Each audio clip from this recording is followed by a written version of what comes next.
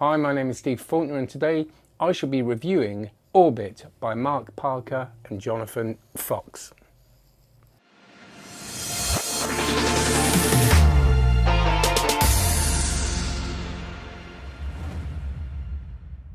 Before we do this review, and it's a good one, this review is way more interesting than I thought it was going to be. Well, the review isn't, but the trick. But before we do this, can you like and subscribe if you want to do both of those things? Share it if you enjoy this, tell people about it, and come and see the live sessions on Thursdays at 5 o'clock where we'll be discussing all the comments and I'll be having different discussions. Like I talked about time management for magicians yesterday, so that was a different one. And check out onlinemagic.co. That is my online magic resource course. That's me teaching you over 600 videos, loads of card stuff, a new course on coin magic, new course on rope magic going up, and it's ever increasing. It's just getting bigger and bigger, and I'm dedicating my life to it. So it's not something I dip in and out of. I'm available, and you will learn from a pro with onlinemagic.co. Right, let's get on with this. This is Orbit, and I love it because I didn't know what it was. It came in now. I was like, oh, what's this? Got very excited. Didn't look at the trailer. Opened it up. Still didn't know what it was. Saw the trailer and went, ah, right, it's that. So what this is it's a kind of modernization or a development of the Vernet or Vernet. Depending on what way you want to go with that, Vernet, levitation gimmick. So when I first saw it, I kind of went, all right. It's because we all know the cup thing, right? If you don't, if you're a beginner or you're just getting into magic and stuff, there's a finger in the back of a polystyrene cup, paper cup, and you go like that. And every time you do it, and I do it kind of as a joke with some people, but every time you do it, people go, and then they realise quite quickly. And I thought, it looks a bit like that. The response I got is strange. And even the response I got rewatching it this morning, it's kind of like one of those things when you know what it is, you go, but every time I look at it, I forget how magical it looks. And I watched that trailer and that first beginning bit looks great. And then the more you watch it, you kind of see that there's something odd going on. The movement isn't a naturalistic movement. So that was my problem with this originally. So I was playing with this and I was kind of thinking it's fun. It looks kind of cool, or does it? Because now I know what it is, I can't unsee it. And then I showed it to some people on the card course on the live session last night. And they were like, yes, this kind of looks like the fun thing. But then I showed it to a couple of lay people. And the response was just amazing. And I didn't try and do it in a hidden... I was literally doing all this kind of stuff.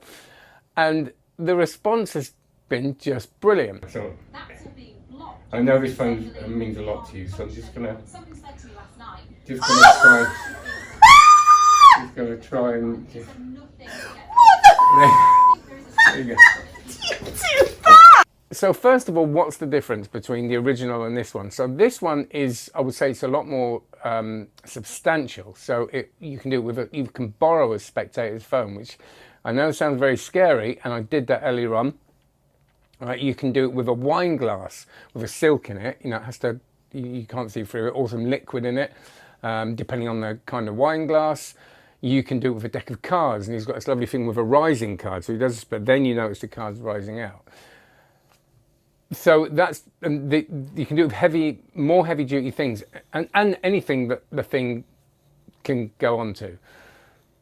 But this other thing is that you can revolve the hand completely. So he does this kind of, he's doing all this stuff. So if you know it, you kind of go, yeah, but how's that happen? But if you don't know it, and this is the thing, and you've got to understand that I've got to understand that people don't know it, then all they're seeing is this thing floating and your hands moving around it. Now, in my mind, I'm a magician. I'm going, all they're seeing is the fact that you can't see my thumb, so they're going to know it's a thumb. Well, clearly not, because of the responses I've been getting.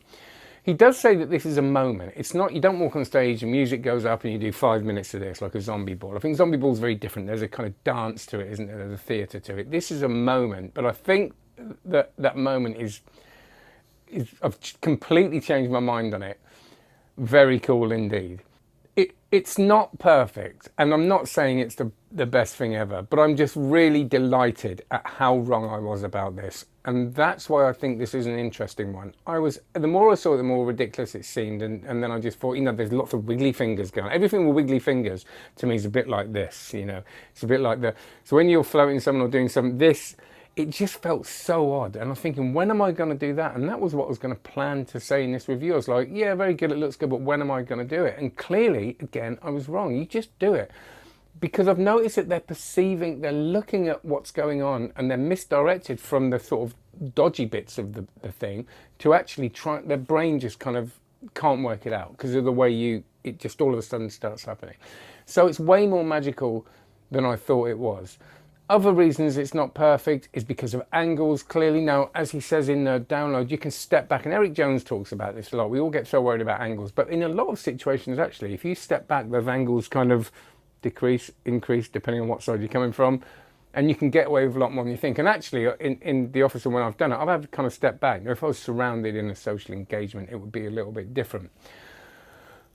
I was worried about kind of how well it would work and if things were in danger. It seems to be pretty robust, so with other people's phones, that seems to be really good. Getting the thing in and out of play, that was my other big thing. I was thinking, right, this is quite a chunky bit of kit. And obviously, in my mind, and again, I was so wrong, the heat is on the thing. The heat, when you're doing this, the heat is on your hands, right? And so they're going to be going, well, all right, well, there's got to be something, so I'm going to keep an eye open here. Now, they would if you did it for too long, but what I found, and actually what he says, and I almost didn't believe him, I thought, no, surely, is that they respond and start laughing, because it is funny. It's something, this really weird thing. And almost, and it's very easy to actually, they're not looking where you think they're going to look. They're kind of looking at each other and going, what's going on? They're kind of reacting in that way. So actually, I found that when I did it, getting the thing out was completely fine. I'm borrowing the phone, so that's fine. And then when I get rid of it, there's just no heat on it. It really surprised me. And this is what you get it in is also a belt clip. And it's really important, actually, because you can have this ready to go. And what he does is he uses it to bring it into play and then just stitches it in a pocket to get out of it. And that's completely fine. But I've actually found that I thought it was a little bit of a gimmick, really, and I found it really useful. The thing is well made. It does what it says on the kind of plastic 3D printed tin, which is actually very sturdy.